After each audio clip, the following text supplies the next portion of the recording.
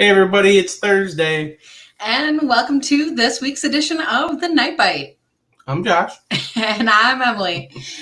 Yeah. And we're excited to be here tonight. Yeah, we're supposed to talk with Mike Grady from Digging Anchors, but he's running a little late, so we're just going to roll it here for a little bit and see if he can join us here. Yep. With that being said, let's talk about the season a little bit, while people are kind of joining in. We've had some crazy things happen, I feel like, the past few weeks. So let's look at it. We're central Wisconsin. So again, remind us where you are from. But what we had happen here is, kind of a fairly typical start to spring. I mean, ice out was really quick there. And so spring started right up. Here on the Wolf River, things, like I said, started right up. The walleye run was going, people were catching fish. And then, we went up to the Menominee. We had a really windy day. So I guess that's really worth noting. The wind does play a factor.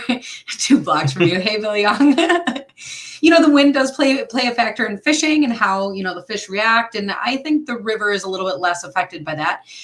But the next week we had all of this heat. Yeah, I mean, I guess you could call it typical spring as in the progression from winter to grass, but I guess not typical for our March and April. We were pushing, the last 3 or 4 days, we were pushing 80 degrees. Water temps on our river system went from 38 degrees to 55 degrees. We have walleyes going upstream. We have walleyes coming downstream. We have sturgeon coming upstream. It's chaos out there right now. And actually, that's a really great point that you're making. People are kind of waiting for also the white bass to come in. So if you're on the Wolf River, you're looking for that. No signs of that yet, but like Josh is saying, those sturgeon really are something. So first of all, if you are in the area, go to one of those viewing locations that they have along the river. New London has them, Bamboo Bend. You can look that up. There's tons of information online. Be super respectful to the fish because that's a huge key to the whole situation.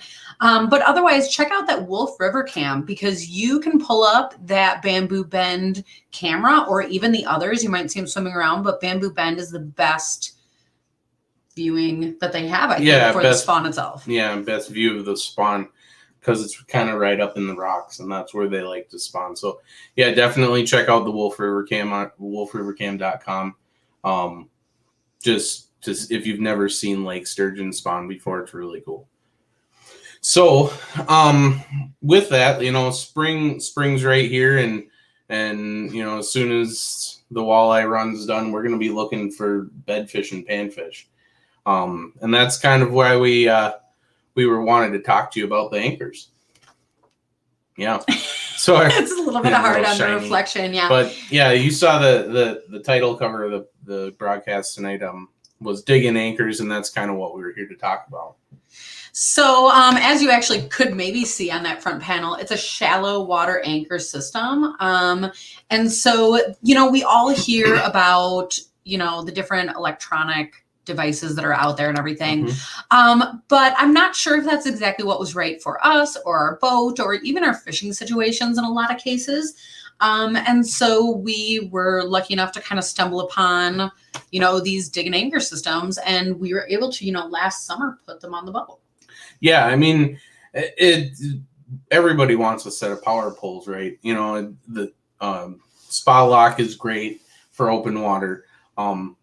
For us, from the beginning of open water season till, right into fall, the spot lock doesn't really help that much because we're up against structure. We're fishing a lot of weed lines and stuff, and it's really hard to keep exactly where you want to be. So the power poles help with that. We can't afford those power poles. It's like they're like $5,000 a piece or something like that. And so just to do that just to fish panfish beds is kind of a tough pill to swallow. So like you said, we kind of stumbled upon this and we hemmed and hawed about it a little bit, but the price point was a lot better, and I'm super glad we decided to go with it because it really upped the game in the river and on the lake. So what this is, for people who don't know, is actually a system where, so you have two poles, and these poles are made out of, is it fiberglass? Yep. And it does say you can use them as push poles, which is kind of a fun thing. You know, you get in situations sometimes you need to push in or out of, or it's shallow. But the thing is, you can take these poles and you put them into like a holder. I don't know. There's like probably a specific name for this. But there's a bow mount and there's a motor mount. And so you attach it to your boat. It's very slim designs, and the post goes right in, and you're able to kind of tack your boat down wherever you are. Yeah, and there's been variations of the DIY versions of it with PVC and the conduit holders and this and that. But this is specifically made, specifically machined. There's a pipe bracket in the back that's attached to the stern with the bolts that hold your motor on. And that's where one anchor you can pin in. And then if you get a 2-anchor system, then the other one is mounted directly at the bow of your boat. Like ours is right directly next to our trolling motor. And then you can pin that one in. And the thing that I really like about this, and like you said, what you can't do with the power poles is you can't use them as push poles, and we can with these. And that is something that we as freshwater fishermen should take a page out of the flats fishermen down in the saltwater, take a page out of their book for our pan fishing. Because if you can keep your trolling motor out of the water, not disturb anything, and just push from the back of the boat, you'll be able to sneak up on the beds a lot better. You have a lot of control with your boat, you know, having the pole, being able to like stop your boat almost exactly. Like there's a little bit of a lean to it, but otherwise it stops it, you know? So it's that feature alone. I'm excited to play around with some more this year. Yeah, I agree for sure. You know, you're talking about being stealth, and that's awesome. But I think that there's a bunch of other features to this as well. So, you know, if you think about your other options to bed fishing, you know, you might try spot lock. Sometimes that moves around way too much for bobbers or whatever you're doing. But the other thing, if you throw an anchor out there, like you really are disturbing that bottom. And, you know, when fish are deep or whatever, it doesn't seem to make as much of an impact. But especially when all those fish are coming shallow, if you're throwing an anchor like right onto beds, you know, sometimes people are like, oh, it's one fish, you know, but that is the population that's going into your lake system there. So, you know, you want to keep as many of those fish as happy as you can. And if you're bed fishing, you know, make sure to throw a few of them back, because if you have all those fish still around you, that's going to be a great time this spring. Yeah, absolutely. Hey, thanks, Jacob. Yeah, I'm betting they are. That water temp's getting up there pretty quick. We're going to have a little bit of a cold snap around us anyway, so hopefully that holds off a little bit longer so I can get a couple more walleye trips in. But it's hard to say. Like you were saying, you know, the poles are a good thing. So, you know, the system comes with a couple different variations. You can put them on your pontoons, you know, for those people that maybe aren't thinking of it so much for anchoring for fishing. You can anchor your pontoon on sandbars without having the rope flying all over the place. You can just pin your pontoon right to the sandbar. It's not going to go anywhere.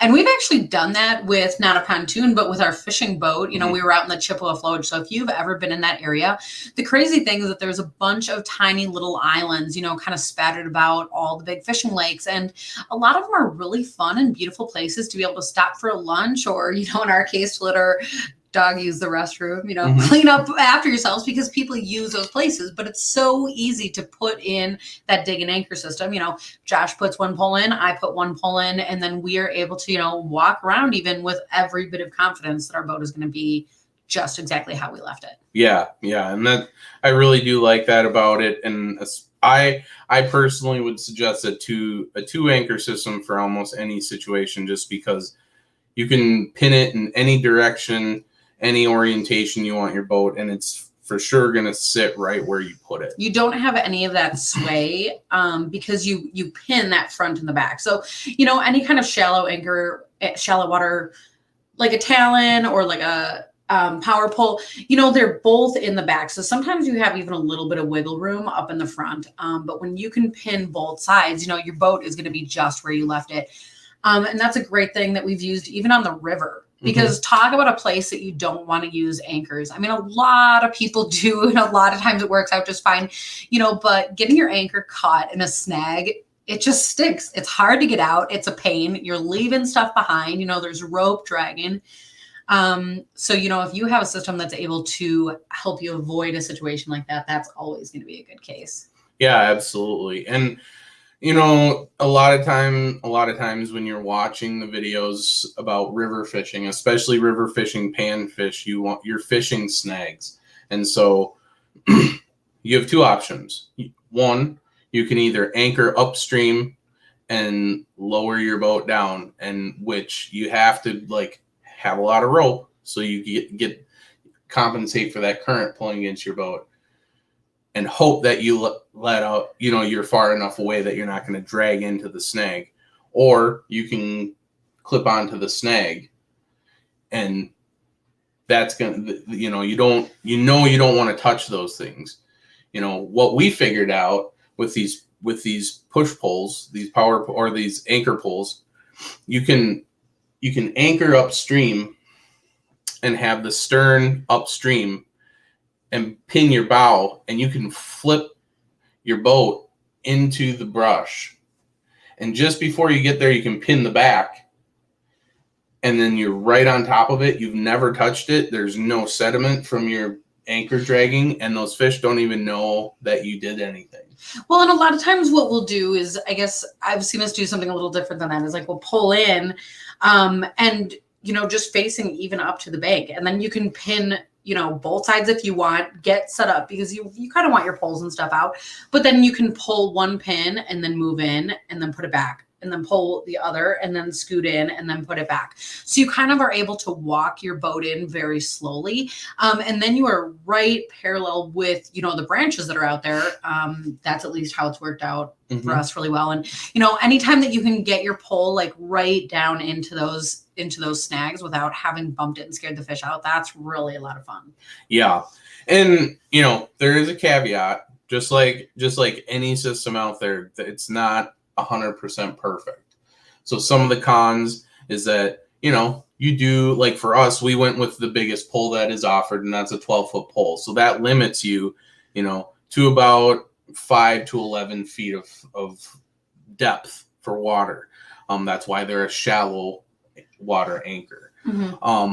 So you do have that pole up there, you do have it's not a substitute for a normal anchor in all situations, but for all shallow water situations, it's definitely the way to go. Oh, and that's actually a really great point, because I always say that I'm going to do this and I haven't yet, because we're lucky enough that when we fish together, it's two of us. So Josh backs the boat in, I'm in the boat, I drive off, I either float around or find the dock or whatever. Josh parks the car and then we pick him up. But I do always say that I'm just going to come up to the dock, or if you were a single person with your boat alone, you can come up to the dock and you can pin those digging anchors into both ends. You can go and get your truck. You can go and you can bring it out. You don't have ropes hanging around. You don't have current that your boat is smashing up against the pier. And that's a really nice thing. Anytime that you can avoid that boat rash or the dock rash, that's really, really nice to save your boat.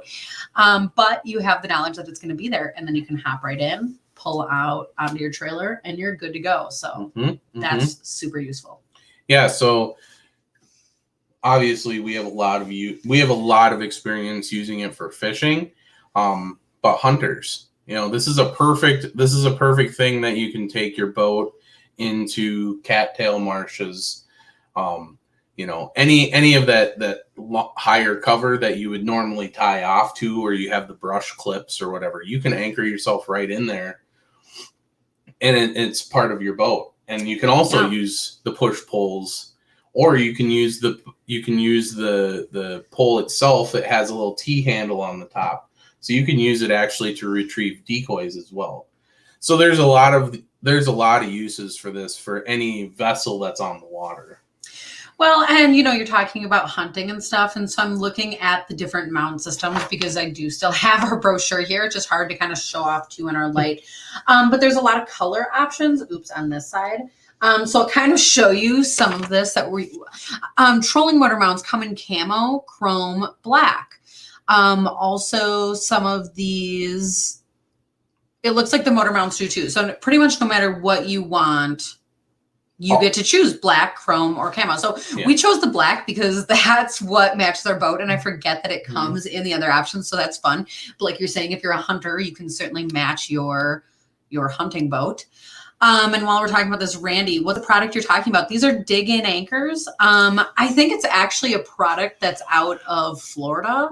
They use it a lot down south. We're talking about saltwater and even freshwater, but, up here, Midwest, other fishing that's not coastal regions, we hear of different, motorized anchoring, but this is all done with poles, very cost effective dig-in anchors. So I think Josh has posted that.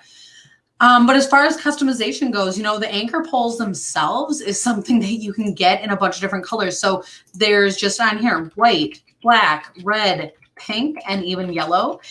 So when we first started, we had black. And then to be honest, we decided to get some yellow poles because that was really fun for our Crappie Junction theme. And if you ever see anybody out with yellow dig-in anchor poles, it might be us. So come say hello. Yeah. Yeah. Other than that, the poles do come in different lengths. So 6, 8, 10, 12 foot lengths. I personally do, well, at least in the situations I'm fishing, I like the longer pole. But I do know, I've heard on their Facebook page that the shipping is really, really kind of killer.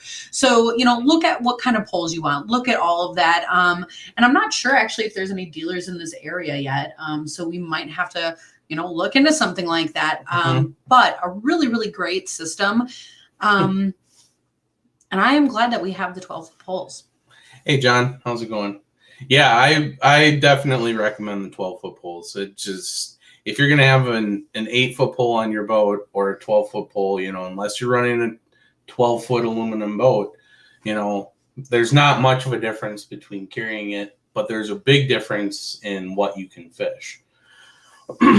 Well, and that's actually the other thing that I was trying to think of. As far as having these poles on your boat, though, that's something that we found fits really nicely across the side. Do you call it the gunnels? Yeah. Yeah, so just kind of along the sides of that boat there. There are little clips that you can use. So you press them in, you can drive with them in your boat. You're not having to try to shove it in your truck or something crazy like that. It also does say actually in this pamphlet that you can put them in rod holders. That's not something that I've ever tried. So if you have a dig-in anchor system and if you've tried that, let me know. Otherwise, get one and try it. And let me know. I'm kidding, but not really because I love them.